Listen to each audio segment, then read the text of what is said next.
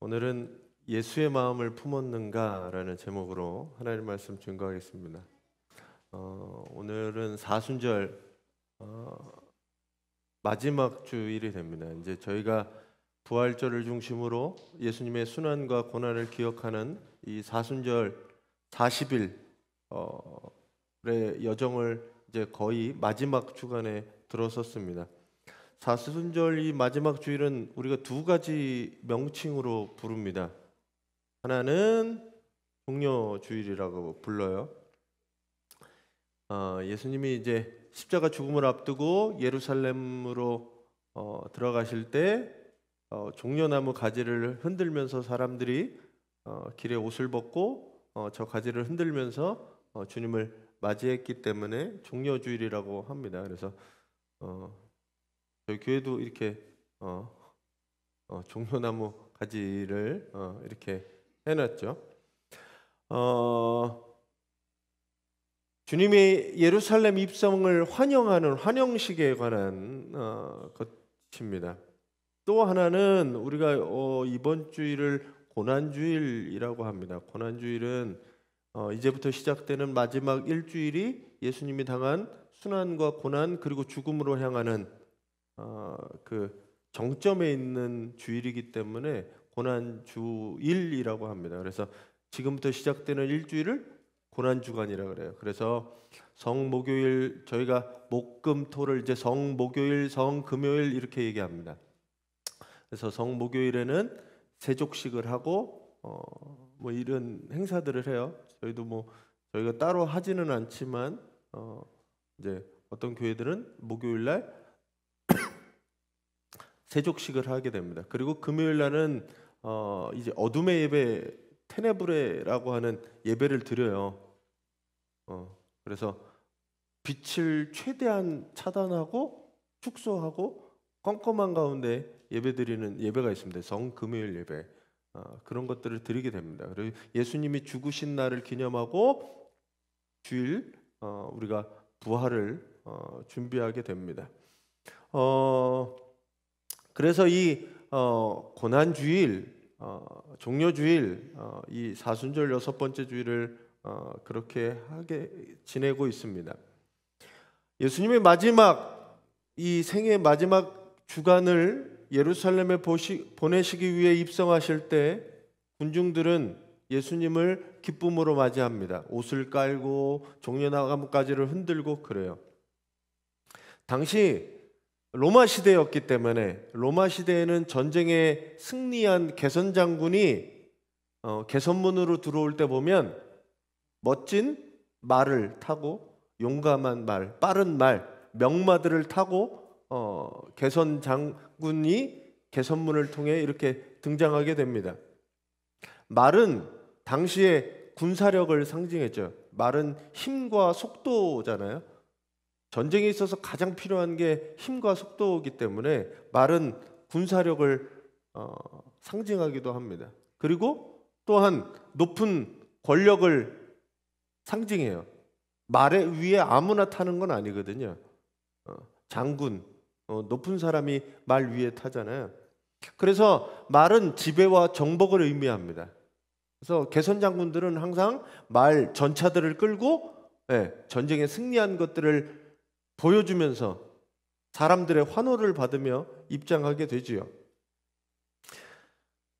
그래서 이 말이라고 하는 것이 본인에게는 힘이고 능력이고 높은 것이지만 상대편 입장에서 보면 그 말은 두려움의 대상이었고 위협의 대상이었고 공포의 대상이었습니다. 예수님이 예루살렘 입성하실 때 무엇을 탔느냐?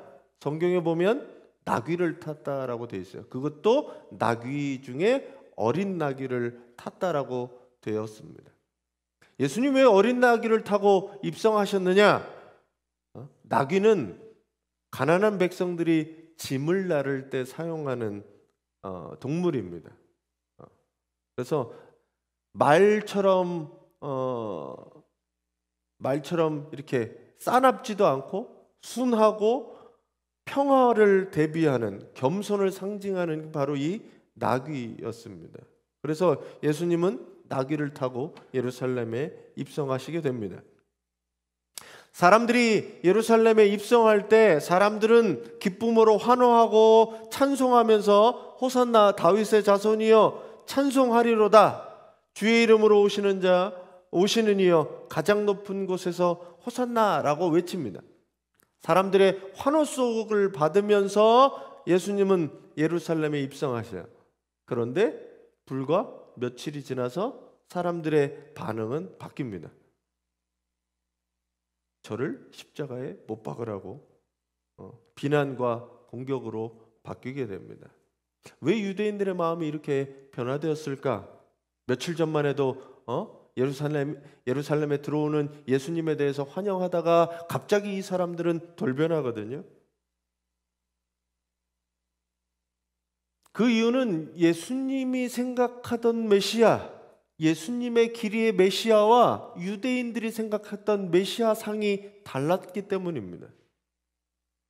유대인들은 지금 로마의 이 폭정과 압제로부터 자기네들을 정치적으로 그리고 경제적으로 독립시켜줄 메시아를 찾았어요. 근데 예수는 그러지 않았거든요. 아무 힘없이 로마 병정들에게 잡혀서 신문을 당하고 재판을 받고 그리고 죽임을 당하게 됩니다. 이것은 유대의 지도자들이 군중들을 선동하고 예수를 죽이고자 음모를 꾸미고 군중들은 그들의 꾀에 빠져 예수를 죽이는데 가세를 하게 됩니다. 사람이 진리 편에 확실히 서지 못하면 흔들리는 갈대와 같이 이리저리 흔들리고 휩쓸려 다니게 됩니다. 제가 요즘 한국 정치적인 상황을 보면서 이 선동하는 세력들과 선동에 의해서 흔들리는 사람들을 보게 됩니다. 이 당시에 이 유대 민중들도 그랬다는 거죠.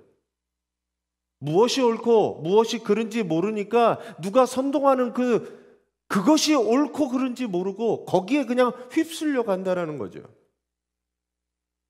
그래서 우리가 신앙생활을 할 때 하나님의 뜻이 무엇인가 분명히 알고 신앙생활을 하는 성도들이 되시기 바랍니다.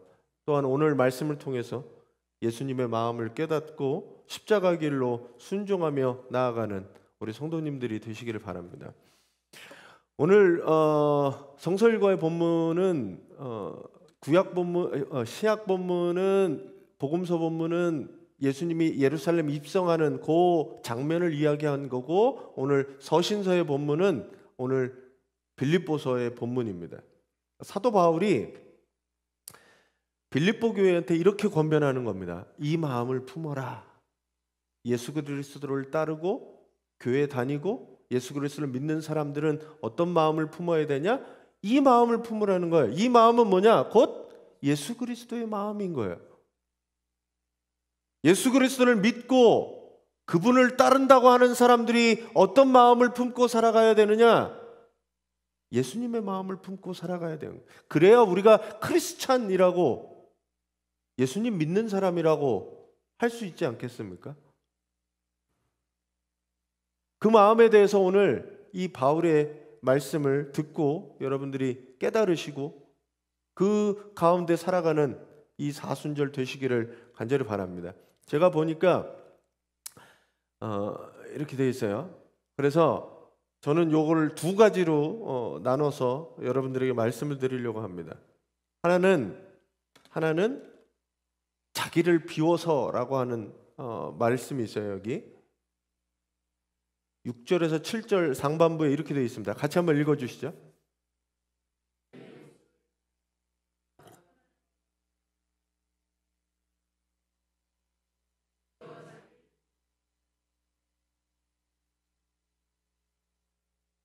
네, 세번역에는 이렇게 되어 있습니다. 그는 근본 하나님의 본체시나 라고 하는 것을 그가 원래 하나님의 모습을 지니신 거야, 하나님이셨다라고 되어 있습니다.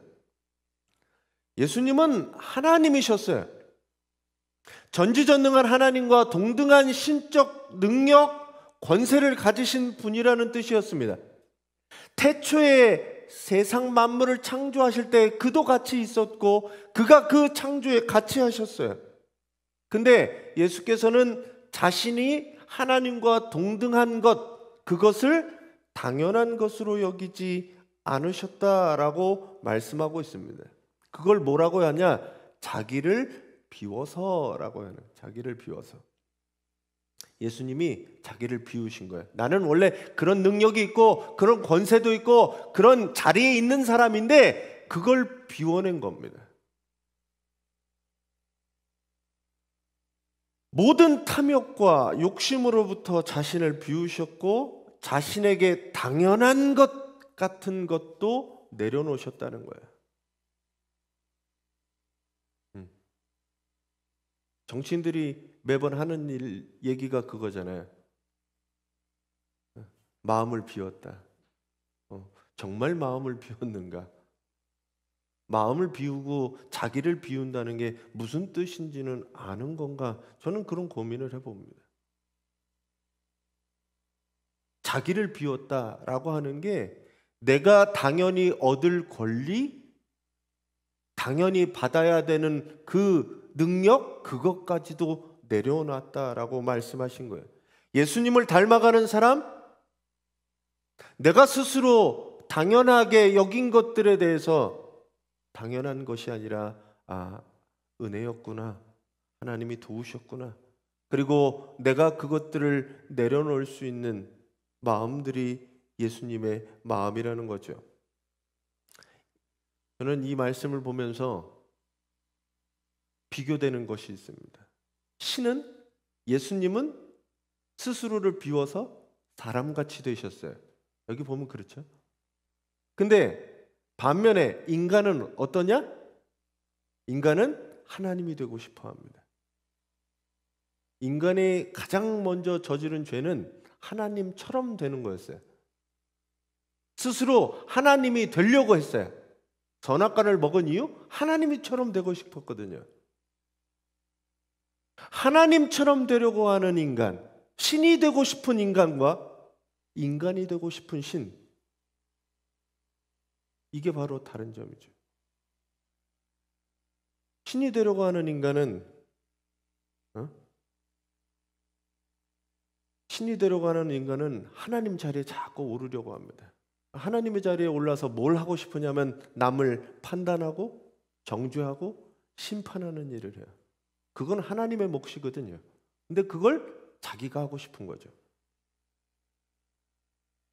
그러다 보니 더 많은 다른 사람 위에 군림하고 폭력을 행하고 자유를 억압하고 통제하는 일들이 하고 싶은 겁니다. 왜? 신이 되고 싶으니까요. 신처럼 하고 싶으니까요. 그 탐욕은 거기서 끝나지 않아요. 더 많은 물질과 권력을 가지기 위해서 남을 속이고 빼앗고 폭력을 행사하는 일들을 서슴지 않고 하죠. 이게 바로 신이 되고자 하는 인간의 모습입니다. 사람들은 그 탐욕 속에 점점 신의 모습을 가지려고 하죠. 반면에 저는 여기서 예수님의 마음을 깨닫는 게 뭐냐면 신처럼 되려고 하는 인간의 모습과 반대로 신이신 그분은 오히려 낮아지고 자기를 비워내는 거예요. 자신의 당연히 누려야 할 권리조차도 마음을 비우시고 인간이 되신 예수님, 그것이 바로 예수님의 사랑의 마음입니다. 예수님의 이 고난을 묵상하는 이 사순절에 우리가 하나님처럼 되려고 하는 교만한 마음들, 탐욕의 마음들, 그것들을 비워내는 성도들이 되시기 바랍니다. 예수 그리스도의 사랑을 깨닫고 내 안에 이 탐욕들, 그리고 이 교만한 마음들을 비워낼 수 있는 이 사순절이 되시길 간절히 축원합니다. 이게 예수님의 마음이에요. 더 가져야 되고 더 높아져야 되고 더 남을 지배해야 되는 그런 욕심으로부터 나를 비워내는 것, 그게 예수님의 마음인 거죠. 예수님을 닮아가는 거라는 거죠. 사순절에 뭘 해야 되느냐? 내가 가지고 있는 내 마음속에 이 탐욕들을 제거하는, 비워내는 그 연습들을 하시는 우리 성도님들이 되시기 바랍니다. 두 번째는 그 밑에요. 7절에서 8절 보면 뭐라고 되어 있냐면 자기를 낮추시고 라고 되어 있습니다. 세 번역에 이렇게 되어 있어요. 같이 한번 읽어주세요.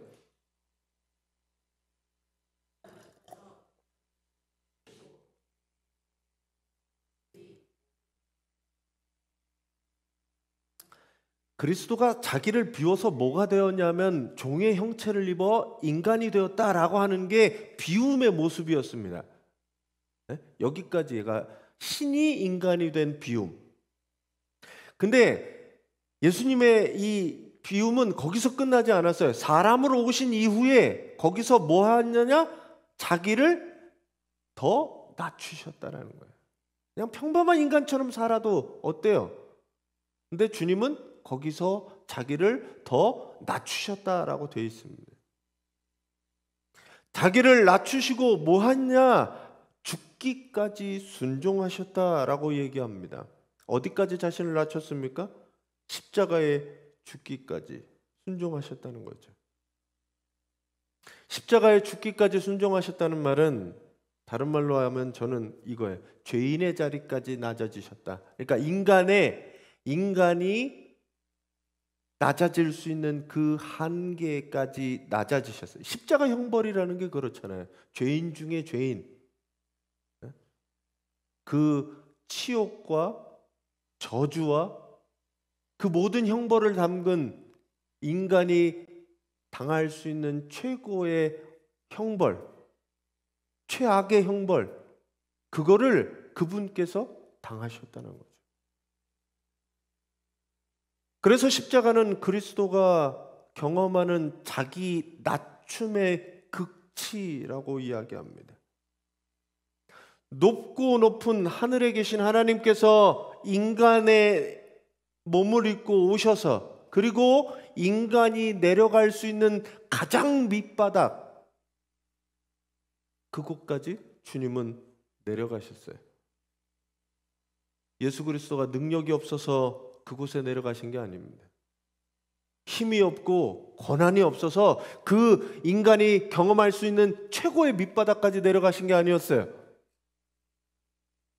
예수님은 사람을 사랑하고 모든 인류를 죄와 사망으로부터 구원하시기 위해 죽기까지 순종하셨다라고 되어 있습니다. 하나님의 뜻에 나를 맞추어 순종해낸 거예요. 죽기까지. 그래서 예수님의 이 낮아지신 십자가에 죽으신 사건이야말로 하나님이 여러분들을 사랑하는 그 사랑의 아주 극치를 보여주는 그 사랑임을 여러분들이 믿으시기 바랍니다. 주님은 그래서 세상의 모든 사람을 구원하실 수 있는 거죠. 가장 높은 곳에서 가장 낮은 곳까지 그분은 모든 것들을 경험하시고 그 안에 있는 모든 주님의 백성들을 구원하시고자 사랑하시고자 원하신다는 겁니다. 전 여러분들이 사순절 기간 내가 뭘 해야 될까? 어떤 교회는 금식을 한다는데 밥을 안 먹는 게 중요한 게 아닌 거예요. 뭘 안 하는 게 중요하지 않아요. 뭘 안 함으로 인해서 내가 무엇을 할까? 그게 더 중요합니다.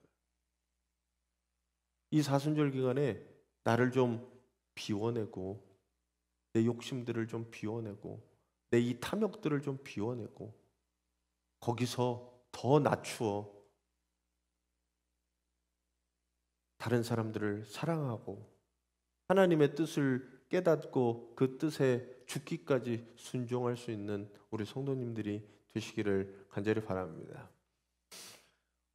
오늘 사도 바울이 이 빌립보 교회 성도들에게 이야기하고 있는 것은 너희들이 예수 그리스도를 따르는 사람이면 예수 그리스도의 마음을 품어라 라고 말씀하고 있습니다.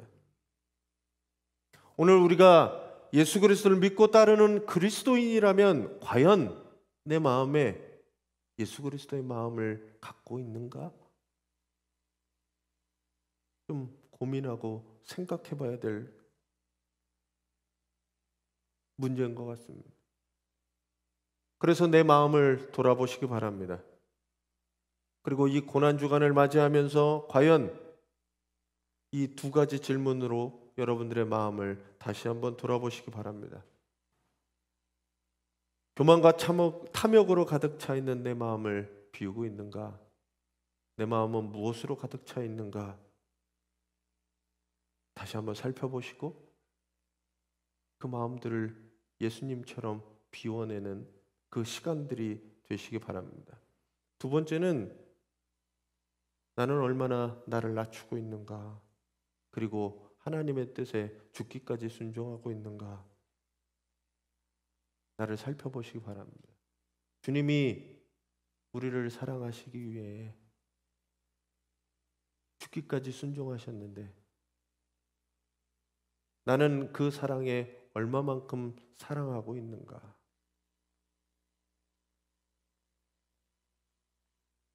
나에게 잘못한 사람들, 손해를 끼친 사람들, 더불어 사랑하는 사람들을 얼마나 사랑하고 있는가? 돌아보는 이 사순절 되시기를 바랍니다.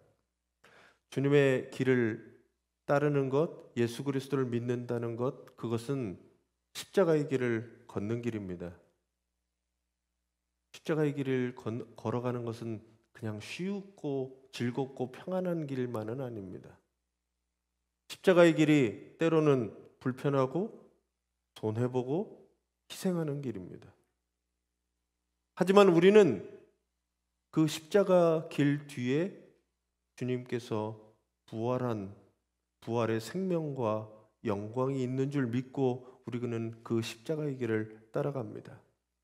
이 종료주일 그리고 고난주일을 맞이하면서 예수 그리스도의 마음을 품는 우리 성도님들이 되시기 바랍니다. 그래서 주님 가신 그 길을 함께 걸어가기를 다짐하고 힘들고 어려워도 한 걸음 한 걸음 주님과 함께 걸어가는 우리 새로운 교회 성도들, 식구들이 되시기를 간절히 축원합니다.